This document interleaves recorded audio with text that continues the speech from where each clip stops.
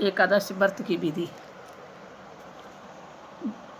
व्रत रखने से पहले दिन ही व्रत रखने से पहले दिन ही सोच लेना चाहिए हर इंसान को, जिसने भी व्रत रखना है, कि कल मैं व्रत रखूँगा, हे भगवान मेरी इसमें अब लाज रखना। कोई भी ऐसा काम ना पड़े कि जैसे मेरा व्रत मेरा छूट जाए। दशमी की रात्रि को पूर्ण ब्रह्मचार्य पालन करें, भोग विलास से दूर रहें। प्रात एकादशी को लकड़ी या दातुन तथा पेस्ट का उपयोग ना करें। नींबू, जामुन या आम के पत्ते लेकर चबा लें और उंगली से कंठ शुद्ध कर लें। वृक्ष से पत्ते तोड़ना भी वर्जित है। अंत संभे गिरे हुए पत्ते को सेवन करें। यदि ये संभव भी ना हो तो पानी से 12 कुल्ले कर लें। फिर स्नान आदि कर मंदिर में जाकर गीता पाठ करें या पुरोहित आदि से शर्पण करें। प्रभु के सामने इस प्रकार प्रण करना चाहिए कि आज मैं चोर, पखंडी, दुराचारी मनुष्य से बात नहीं करूंगा और ना ही किसी का दिल दुखाऊंगा। गो, ब्राह्मण आदि को फलाहार व अनादि देकर प्रसन्न करूंगा। रात्रि को जागरण कर कीर्तन करूंगा। ओम नमो भगवते वासुदेवाय नमो। हिंदू धर्म में एकादशी तिथि का विशेष महत्व होता है। ज्येष्ठ मास में पड़ने वाली एकादशी को अचला भी कहते हैं या अपरा भी एकादशी कहा जाता है। ये एकादशी 26 मई 2022 गुरुवार को है।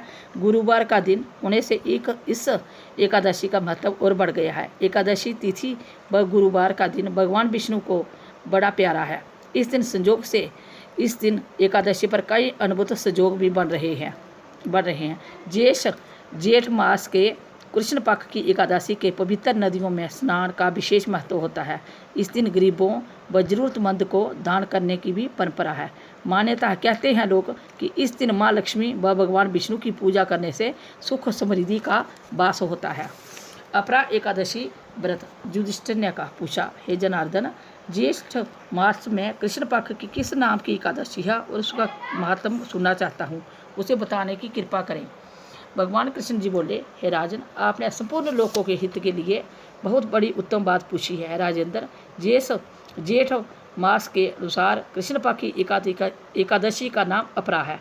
ये बहुत पुण्य प्रदान करने वाली और बड़े बड़े जो हमने पाप किए हैं उसका विनाश करने वाली है। ब्रह्म हत्या से दबा हुआ, गोत्र की हत्या करने वाला, गर्भस्थ बालक को मारने वाला, पर निंदक, पर स्त्री लंपटक पुरुष भी अपरा एकादशी के सेवन से निश्चित ही पाप रहित हो जाता है।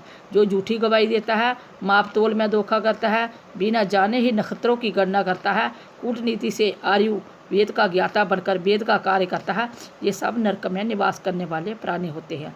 परंतु अपरा एकादशी के सेवन से ये पाप रहित हो जाते हैं।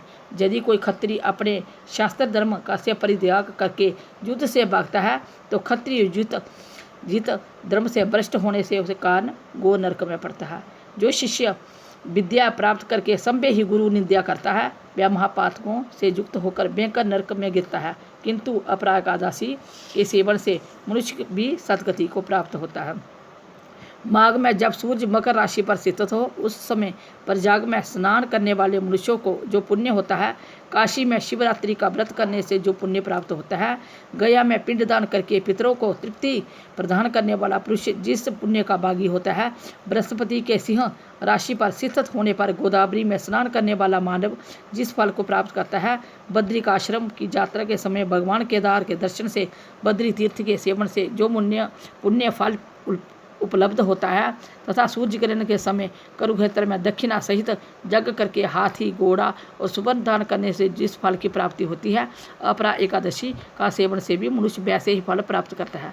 अपरा को उपवास करके भगवान ब्राह्मण की पूजा करने से मनुष्य सब पापों से मुक्त हो जाता है। श्री विष्णु लोक की प्रतिष्ठ होता है। इसके पढ़ने और सुनने से 1000 गोदान, सहस्त्र गोजान का फल मिलता है।